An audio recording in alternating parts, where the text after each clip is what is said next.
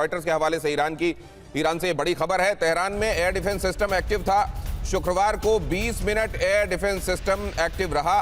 छोटे विमानों और ड्रोन की मौजूदगी का पता उसने लगाया। छोटे विमान और टोही ड्रोन को ट्रैक करने की कोशिश की गई।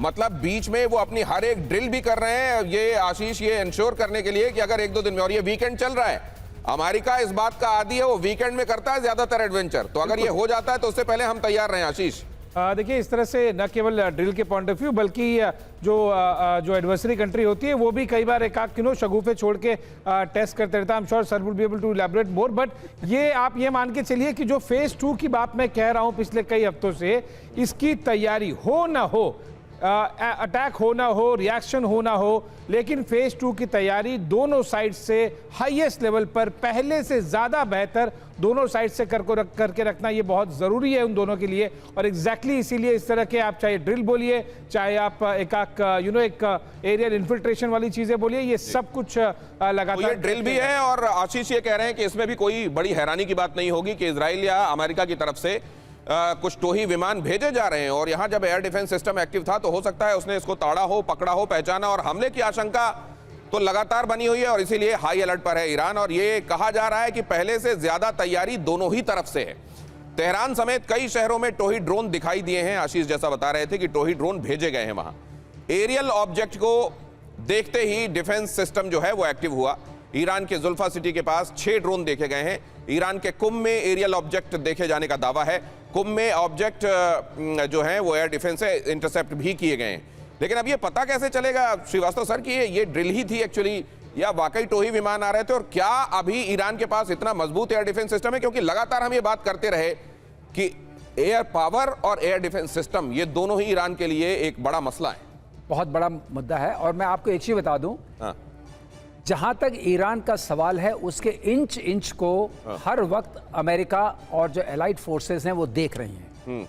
उनको पता है कि कहां क्या हो रहा है, लेकिन उनको जो नहीं पता है वो सब सरफेस है। सब सरफेस और ईरान की सारी पावर इस वक्त जो असर्ट कर सकती है अपने आप को, वो सब सरफेस है, अंडर द माउंटेन्स है, अंडर द सी है, और अंडर दोज बंकर्स है जिसको आप देख नहीं पा रहे हैं। तो वही प्रोजेक्शन होगा उसी से इनके उसका। लेकिन ये जो असेट्स देख रहे हैं कि अच्छा कंस्ट्रक्शन एक्टिविटीज कहाँ कहाँ चल रही हैं। जहाँ कंस्ट्रक्शन एक्टिविटी चल रही है वो मिलिटरली भी इंपॉर्टेंट होगा। इस बात में मैं वोहरा साहब से सहमत होऊंगा। ये जो ब्रिज की बात हो रही थी, कोई भी ब्रिज होते हैं, ड्यूअल यूज ब्रिजेस होते हैं, उससे मिलिट्री इक्विपमेंट भी जाता है, उससे आपका सिविलियन भी जाता है। लेकिन जहाँ सिविलियन ट्रैफिक ज़्यादा होता है उसको आप मिलिट्री ब्रिज मान करके इनिशियल फेजेस में आप मिलिट्री टारगेट नहीं मानते हैं। तो इस अगर आप उससे लॉजिक से जाएंगे तो करज bridge was not the military target. लेकिन अगर आप ट्रम्प के बयानों को सुनेंगे तो उन्होंने कहा था मैं सारे ब्रिजेस को उड़ा दूंगा, मैं सारे इलेक्ट्रिकल इंफ्रास्ट्रक्चर को उड़ा दूंगा। तो वो पहले भी कह चुके हैं there will be no bridge and there will be no electrical. मतलब आप ये कह रहे हैं कि ट्रम्प जब तक आइडेंटिफाई ना करें तब तक वो सिविलियन इंफ्रास्ट्रक्चर है, और जब ट्रम्प कह दें तो वो फिर मिलिट्री। वोहरा साहब ने बिल्कुल सही कहा कि ये ग्रे एरिया है, ये grey area, great grey area. हाँ, तो इसको कब व्हाइट मानना है, कब ब्लैक मानना है, ये कुल मिलाकर डोनाल्ड ट्रंप का ज्यूरिस्प्रूडेंस है। और वो कितने प्रूडेंट हैं और कितने बड़े ज्यूरिस्ट हैं वो तो आपको दिखाई दे ही रहा है। और ईरान में अमेरिकी बॉम्ब में बड़ा विस्फोट हुआ। विस्फोट में मारे गए IRGC के 14 सैनिक। जंजान प्रांत में बॉम्ब डिफ्यूजल किया जा रहा था, उस दौरान ये विस्फोट हुआ। और जंजान में ब्लास्ट पर ईरान इंटरनेशनल का ये दावा है। अब ये बॉम्ब पहले से पड़ा हुआ था, इसको डिफ्यूज किया जा रहा था, उस दौरान ब्लास्ट हुआ या कुछ और हुआ है, लेकिन दावा ये किया जा रहा है कि ये अमेरिकी बॉम्ब था और इसकी वजह से 14 IRGC के सैनिक मारे गए हैं।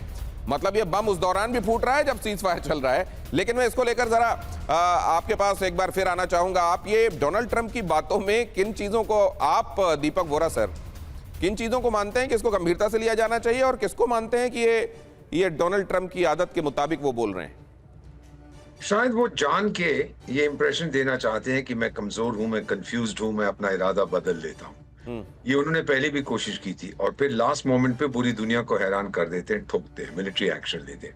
एक चीज मैं आपको और बता देता हूँ, मेरे अपने ग्रुप से कुछ एक मैसेज आया कुछ देर पहले कि लोग कहते हैं कि नेतन्याहू ये सब कुछ कर रहे हैं क्योंकि उनके ऊपर पर्सनल करप्शन चार्जेस हैं, वॉर क्राइम, ये वो बातें हो रही हैं। तो अभी इजराइल के राष्ट्रपति ने वहां के अटॉर्नी जनरल से बात की है कि भाई रास्ता ढूंढो, नेतन्याहू को माफ कर दिया जाए। प्रेसिडेंशियल पार्डन, ताकि उसका दिमाग पूरी तरह से वॉर पे फोकस हो जाए। I don't know where we are heading sir. मैं गेस नहीं करना चाहता, लेकिन मेरे को जो यकीन है डोनाल्ड ट्रंप को, जो मैंने समझने की कोशिश की है, वो पीछे हटने वाला नहीं, वो मारेगा सर। पीछे हटा, मिड टर्म इलेक्शन गई, हार जाएगी उसकी पार्टी। ठोका ईरान को, बोला मैं जीत के आया हूं, वो जीत जाएगा सर।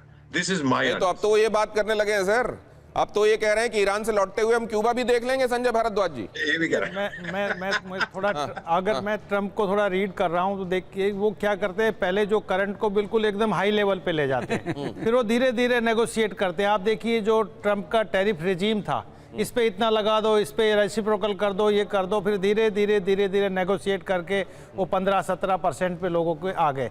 यही हालात ईरान को हम तबाह कर देंगे। पहली बात तो मैं श्रीवास्तव जी से इस बात से एग्री करता हूँ कि वो असेस ही नहीं कर पाया, ना इजराइल ना अमेरिका, की ईरान के पास कितनी स्ट्रेंथ है और कितनी स्ट्रेंथ अंडरग्राउंड है जो दिख नहीं रही है। और जो उन्होंने पिछली लड़ाई लड़ी, जो सेकंड फेज की लड़ाई लड़ी, उसमें ईरान ने दिखा दिया कि हमारा मिसाइल प्रोग्राम भी बहुत बेहतर का है और हम आपको हम बराबर का आपको एनकाउंटर कर सकते हैं, आपके बेसिस को भी डैमेज कर सकते हैं। तो ये बात मान के चलिए कि अभी अमेरिका फिर से जिस तरीके का उनकी बातों से आ रहा है कि हम तबाह कर देंगे, हम वो कर देंगे, लेकिन मुझे लगता है कि अभी ट्रंप नेगोशिएशन का रास्ता ज़्यादा तलाश रहे हैं और कोशिश कर रहे हैं कि कैसे इस कॉन्फ्लिक्ट से एग्जिट करें। और इसी कड़ी में मुझे लगता है कि वो आगे बढ़ने का प्रयास कर रहे हैं। ये टेक्निक जो कैरेट एंड स्टिक की है कि आप ये नेगोशिएशन में ये लेके आइए, नेगोशिएशंस में आप ये रखिए, लेकिन ये बात पक्का है कि शुरुआत ट्रंप करता है। जो पूरा न्यूक्लियर इश्यूज़ का जो अगर खेल ख़राब किया है, तो जब 2018 में उन्होंने वो डील ख़त्म किया था, जो कॉम्प्रिहेंसिव एक्शन टास्क फोर्स जो प्लान था, उसको डील को ख़त्म किया तभी से, नहीं तो वहाँ पर एग्री कर गया था जब उन्होंने 12 टन जो न्यूक्लियर था वो उसको, जो उसके यूरेनियम था, उसको रशिया को ट्रांसफ़र कर दिया था। और मुझे लगता है कि उसको अगर आगे बढ़ाते तो ये कॉन्फ्लिक्ट नहीं आता, लेकिन ट्रंप ने 2018 में ख़त्म किया, उसके बाद उनके पास समय नहीं था और फिर से वापस से उस डील को अब वो उसी डील को करना चाहते हैं जो 2018 में। लेकिन ईरान उससे, ट्रंप चाहता है कि उससे बेहतर डील हो, लेकिन ईरान उससे बेहतर नहीं। आज की जो लीडरशिप है, मुझे लगता है कि 2015 की डील से खराब डील होगी और वो अमेरिका के लिए और बाकी। तो संजय भारद्वाज जी तो ये कह रहे हैं कि JPCPOA जो था वही बेहतर था, उसी को चलने देना चाहिए था। अब तो जो होगा वो वैसा भी नहीं होगा।